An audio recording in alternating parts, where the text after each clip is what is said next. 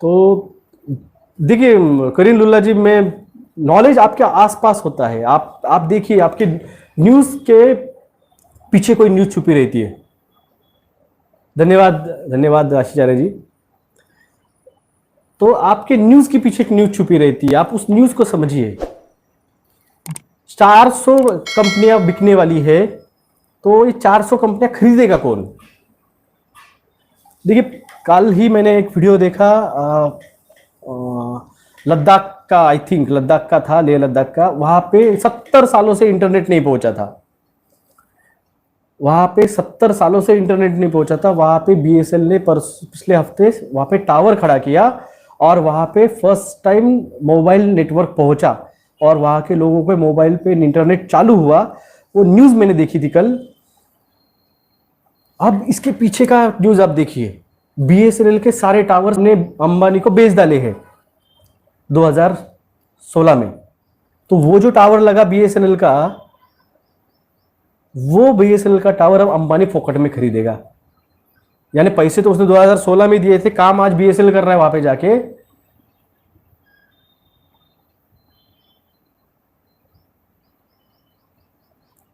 वही मैं कह रहा था दोस्तों, रेडीमेड सेटअप जो है, अब ये जो है स्कूल्स प्राइवेट होने वाले हैं।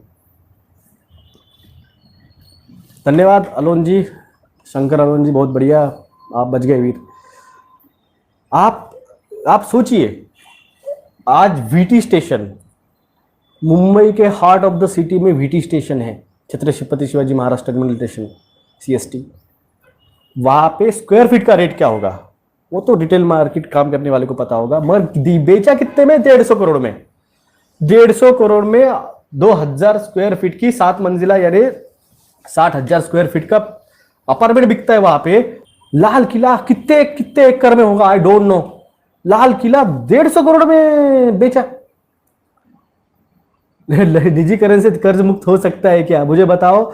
आपके गांव की जमीन आपने आपके गांव के साहूकार को आपने गिरवी रख दी, तो आपने जो गिरवी रखी हुई जमीन है साहूकार के पास, तो वो साहूकार जब वो जमीन लेगा तो वो आपको कर्ज मुक्त करेगा या फिर आप पे कर्जा चढ़ाएगा?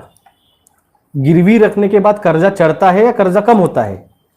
ये एक जनरल आईक्यू का सवाल। लोग मुझे कहते हैं आप इतनी इंफॉर्मेशन कैसे रखते हो? क्योंकि मेरा जनरल आईक्यू अच्छा है, जनरल नॉलेज अच्छा है।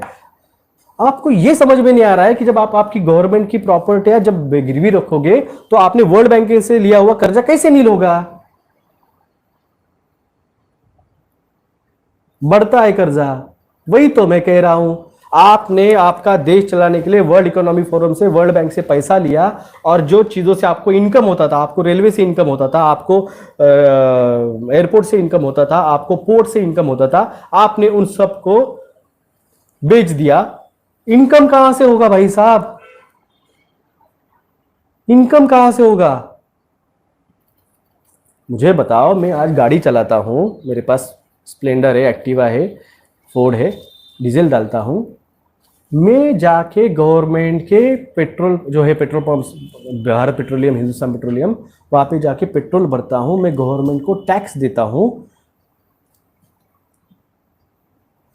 पेट्रोल भराता हूं, वो पैसा गवर्नमेंट को जाता है। मगर कल भारत पेट्रोलियम ही अगर अंबानी ने खरीद लिया और हिंदुस्तान पेट्रोलियम अदानी ने खरीद लिया, तो मैं जो पैसे देता था भारत सरकार को टैक्स में, वो पैसा जाएगा कहां पे? जो टैक्स में देता था भारत पेट्रोलियम के पेट्रोल पंप पे, वो जाएगा कहां पे? जो प्लेटफॉर्म पे 5 रुपए का टिकट निकाल के हम जाते थे किसी को छोड़ने जाना है, तो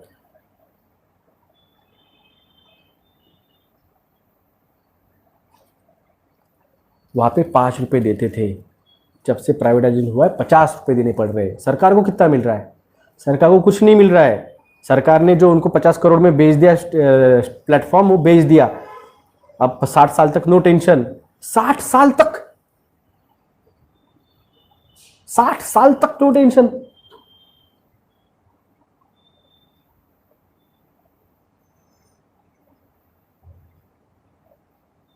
गवर्नमेंट के सारे प्राइवेटाइजेशन को आप बेच डालोगे,